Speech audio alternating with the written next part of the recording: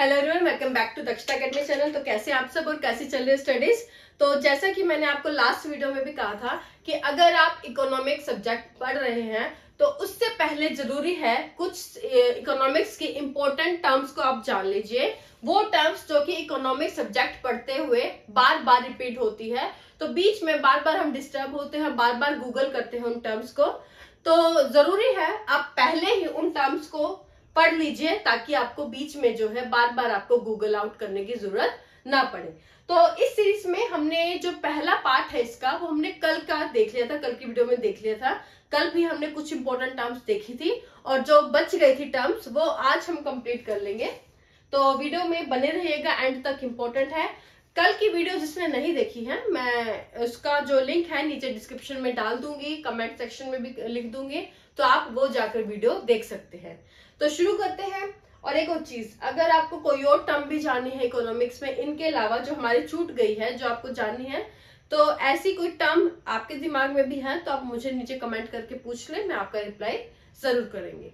तो शुरू करते हैं। शुरू करने से पहले वीडियो अगर आपको अच्छी लगती है तो प्लीज लाइक करें, शेयर करें। चैनल पर नए हैं तो सब्सक्राइब जरूर कर ले ताकि सारी वीडियो जब भी मैं वीडियो अपलोड करूं आपको मिल जाए। तो शुरू करते हैं। सबसे पहले जो कल की जो हमने टर्म्स खत्म कर ली थी, उसके बाद आज की जो हम टर्म है हमारी पहली, वो है सॉफ्ट करेंसी यानी कि सुलभ मुद्रा। नाम से पता लग रहा है ऐसी करेंसी जो कि हमें इजीली प्राप्त हो जाए। इजीली हम किसी करेंसी को अगर ले सके, प्राप्त कर सके, तो ऐसी करेंसी को हम क्या कहते हैं? सॉफ्ट करेंसी या सुलभ मुद्रा। फॉर एग्जाम्पल नेपाल की करेंसी, पाकिस्तान की करेंसी क्या है? इन देशों की करेंसी प्राप्त करना बहुत आसान है, तो ऐसी करेंसी को हम क्या बोलते हैं? सॉफ्ट करेंसी, सुलभ मुद्रा। इसके बिल्कुल अपोजिट है, उलट है हार्ड मनी या दुर्लभ मुद्रा, यानी कि ऐसी करेंसी जिन्हें प्राप्त करना बहुत मुश्किल हो, मतलब डिफिकल्ट हो उन्हें प्राप्त करना, तो ऐसी करेंसी को हम क्या बोलते हैं? हार्ड मनी या दुर्लभ मुद्रा। फॉर एग्जाम्पल आपकी जो पाउंड करेंसी है, यूरो है, डॉलर भी है, तो इन करेंसी को हम क्या बोलते हैं? हार्ड मनी, दुर्लभ मुद्रा, जिन्हें प्राप्त करना मुश्किल होता है। नेक्स्ट, हॉट मनी यानी कि गर्म मुद्रा। तो वो मुद्रा, उन मुद्रा को हम गर्म मुद्रा कहते हैं, हॉट मनी कहते हैं, जो जिनमें परिवर्तनशीलता, प्लायनता ज्यादा हो, यानी कि जिनकी डिमांड ज्यादा हो, जिनके देशों में, काफी देशों में जो है डिमांड ज्यादा हो, मैक्सिमम देशों में, तो ऐसी करेंसी को हम क्या कहते हैं? जिसकी डिमांड ज्यादा हो उसे हम हॉट करेंसी या गर्म मुद्रा कहते हैं। फॉर एग्जाम्पल आपकी जो डॉलर है उसकी डिमांड बहुत ज्यादा है, काफी देशों में उसकी डिमांड है, तो उसे हम हॉट मनी कहते हैं। नेक्स्ट, इन्वेस्टमेंट, निवेश। इन्वेस्टमेंट यानी कि आर्थिक लाभ के लिए जब हम पूंजी का निवेश करें, किसी पूंजी को लगाए किसी भी संस्था में, तो उसे हम क्या कहते हैं? निवेश कहते हैं, इन्वेस्टमेंट कहते हैं। जैसे कि आजकल काफी ट्रेंड बढ़ गया है कि हर कोई शेयर मार्केट में अपने प्रॉफिट लेने के लिए, आर्थिक लाभ लेने के लिए क्या है? अपने मनी को जो है लगाता है, तो उसे हम क्या कहते हैं? ताकि उनको प्रॉफिट हो सके तभी लगाते हैं हम शेयर मार्केट में रुपीस, तो उसे हम क्या कहते हैं? निवेश कहते हैं, इन्वेस्टमेंट कहते हैं। अब इसे समझने, अब नेक्स्ट है डिसइन्वेस्टमेंट। डिसइन्वेस्टमेंट को समझने के लिए ही इन्वेस्टमेंट में लिखा था। डिसइन्वेस्टमेंट इसका बिल्कुल उल्टा है, मतलब यहाँ पर हम आर्थिक लाभ के लिए पूंजी को लगाते हैं, अपने मनी को किसी चीज में लगाते हैं, किसी संस्था में लगाते हैं। यहाँ किसी संस्था से अपनी पूंजी को बाहर निकालना, जो हमने पहले निवेश किया हुआ है, इन्वेस्टमेंट लगाई हुई है, उस मनी को हम बाहर निकाल लें तो उसे हम क्या कहते हैं? विनिवेश या डिसइन्वेस्टमेंट कहते हैं। फॉर एग्जाम्पल अगर 100% हमने जो है निवेश किया हुआ, इन्वेस्टमेंट लगाया हुआ है, उससे हम मान लीजिए 50% या 60% या 80% जो है अगर मनी बाहर निकाले तो अपना तो उसे हम क्या कहते हैं? डिसइन्वेस्टमेंट कहते हैं, विनिवेश कहते हैं। ऐसा सरकार ने कब किया? तो 1991 में जब नई आर्थिक नीति, न्यू इकोनॉमिक पॉलिसी अपनाई गई, तब क्या है? सरकार ने सार्वजनिक कंपनियों में अपना जो निवेश था, अपना जो शेयर्स थे वो कम कर दिए ताकि जो है निजी कंपनियां, प्राइवेटाइजेशन को बढ़ावा दिया जा सके। तो सरकार ने क्या किया? 100% में से 50% अपने जो शेयर्स थे वो बाहर निकाल लिए ताकि 50% शेयर जो है प्राइवेट कंपनियां किसी संस्था में अपने लगा सके। तो इस बाहर निकालने के प्रोसीजर को क्या कहते हैं? जब अपने शेयर्स को, अपने मनी को किसी संस्था से बाहर निकाले तो उसे हम क्या कहते हैं? विनिवेश या डिसइन्वेस्टमेंट कहते हैं। नेक्स्ट इंपॉर्टेंट है, काफी याद रखें, डंपिंग। डंपिंग क्या है? जब किसी देश के द्वारा किसी चीज का ज्यादा उत्पादन, आवश्यकता से अधिक अगर उत्पादन हो जाए तो उस वस्तु को जब कम दाम में बेचा जाए तो उसे हम डंपिंग कहते हैं। अब ये दो तरह से है डंपिंग। कैसे? अपने ही देश में जब मान लीजिए हमारे देश ने किसी वस्तु का बहुत ज्यादा उत्पादन कर लिया, बहुत ज्यादा किसी वस्तु का प्रोडक्शन हो गया है, अब क्योंकि बहुत ज्यादा उस वस्तु का उत्पादन हो चुका है तो हमारा देश क्या करेगा? अब सरकार क्या करेगी? उस वस्तु को कम दाम में बेचना शुरू कर दे रही है। तो बल्क में, बहुत कम दाम में किसी वस्तु को बेचने को हम क्या कहते हैं? डंपिंग कहते हैं। तो एक तो ये हो गई डंपिंग की परिभाषा।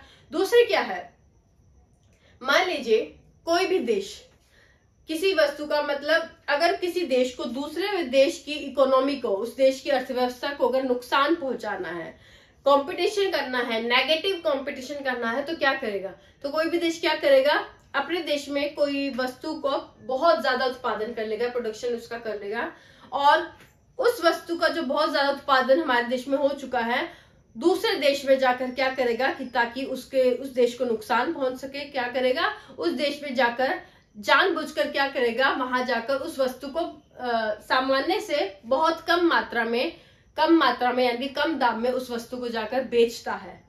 तो इसको हम क्या कहते हैं? नेगेटिव कंपटीशन कहते हैं। तो ताकि उस देश की जो अर्थव्यवस्था है उसको नुकसान पहुंच सके, तो इसको हम क्या कहते हैं? इसको भी हम डंपिंग कहते हैं। और इस चीज को रोकने के लिए एक संस्था है, कौन सी? WTO, वर्ल्ड ट्रेड ऑर्गेनाइजेशन, जो इस तरह के काम देखता है कि कोई देश जो है नेगेटिव कंपटीशन ना करे, कि किसी देश की अर्थव्यवस्था को नुकसान पहुंचाने के लिए उस देश में जाकर कम रुपयों में, कम दाम में किसी वस्तु को ना बेचे। तो ये सारा जो कंट्रोल है किसके पास है? ये डंपिंग है। पहली बात तो इसे हम डंपिंग कहते हैं, और इसको कंट्रोल करता है WTO, world trade organisation. Okay, विश्व व्यापार संगठन। नेक्स्ट है प्राइवेटाइजेशन, निजीकरण। तो यहाँ पे तीन है, प्राइवेटाइजेशन, लिबरलाइजेशन, ग्लोबलाइजेशन। ये तीनों यानी कि LPG, और LPG का जो कंसेप्ट है कब आया? आपके 1991 में जब आपकी न्यू इकोनॉमिक पॉलिसी यानी कि नई आर्थिक नीति आई, तब ये तीन कंसेप्ट हमारे सामने आए, LPG, लिबरलाइजेशन, प्राइवेटाइजेशन और ग्लोबलाइजेशन। ये क्या है? पहला देखिए, प्राइवेटाइजेशन, निजीकरण। 1991 से पहले क्या था कि कंपनियों में, शेयर मार्केट्स में जहां भी आप देखें कि ज्यादातर जो कंपनियां थी वो सार्वजनिक कंपनियां थी। सरकार का मतलब उनमें शेयर्स ज्यादा होते थे, सरकार के ही 100% लगभग शेयर्स होते थे, सार्वजनिक कंपनियां ज्यादा थी। अब ताकि निजी कंपनियां भी इन कंपनियों में भाग ले सके, निजी कंपनियां भी अपना जो है काम कर सके, कोई निजी कंपनी खोल सके, सार्वजनिक कंपनियों में अपने शेयर लगा सके, तो सरकार ने उदार नीतियां भी अपनाई इसके लिए। और इसी चीज को, ताकि पहले क्या था 1991 से पहले की सार्वजनिक कंपनियां थी, अब सरकार ने क्या कहा? निजीकरण को बढ़ावा दिया कि अब निजी कंपनियां भी क्या है? अपनी कोई संस्था खोल सकती है, अपनी कोई कंपनी खोल सकती है। तो यानी कि सरकार ने क्या किया? प्राइवेट कंपनियों को बढ़ावा दिया, निजी कंपनियों को बढ़ावा दिया। तो इसे हम क्या कहते हैं? प्राइवेटाइजेशन यानी कि निजीकरण कहते हैं। नेक्स्ट है L यानी कि लिबरलाइजेशन, उदारीकरण। अब प्राइवेट कंपनीज को बढ़ावा देना कि वो अपनी कंपनी खोल सके, अपना कोई संस्था खोल सके, तो इसके लिए अब जरूरी था कि सरकार कुछ ऐसी नीतियां बनाए, लिबरल पॉलिसीज बनाए, उदार नीतियां बनाए, लाइसेंसीकरण को कम करे, ताकि जो ये है प्राइवेट कंपनियां भी बढ़ चढ़कर भाग सके। तो इसके लिए क्या किया गया? उदार नीतियां अपनाई गई। तो इसे हम क्या कहते हैं? उदारीकरण यानी कि लिबरलाइजेशन। समझ आ गया? नेक्स्ट है वैश्वीकरण यानी कि ग्लोबलाइजेशन। ग्लोबलाइजेशन पूरा ग्लोबल, विश्व, वैश्वीकरण विश्व मतलब पूरे विश्व में, यानी कि एक देश की अर्थव्यवस्था को दूसरे देश से जोड़ना, इसको हम क्या कहते हैं? वैश्वीकरण। और ये किस तरह से होगा? जब एक देश दूसरे देश के साथ क्या करे? इंपोर्ट एक्सपोर्ट करे, एक देश दूसरे देश में इन्वेस्टमेंट करे, तो मतलब तो इस तरह से क्या बढ़ेगा? वैश्वीकरण की जो भावना है वो बढ़ेगी, वैश्वीकरण, ग्लोबलाइजेशन को बढ़ावा मिलेगा। तो ग्लोबलाइजेशन क्या है? कि एक देश दूसरे देश के साथ जुड़े, किस तरह से? आयात निर्यात से जुड़े, निवेश करके जुड़े। तो इसको हम क्या कहते हैं? ग्लोबलाइजेशन का कंसेप्ट वैश्वीकरण कहते हैं। तो ये थी आज का सेकंड पार्ट हमारा इकोनॉमिक्स में, हमारा टॉपिक जो हमने कल शुरू किया था कि इंपॉर्टेंट टर्म्स, प्रमुख शब्दावली। तो आज ये सीरीज हमारी कंप्लीट हो जाती है। पहले पार्ट का जो लिंक है मैं नीचे डिस्क्रिप्शन बॉक्स में दे दूंगी, कमेंट बॉक्स में भी दे दूंगी, आप चाहे तो वहां जाकर आप वो कल वाली वीडियो देख सकते हैं।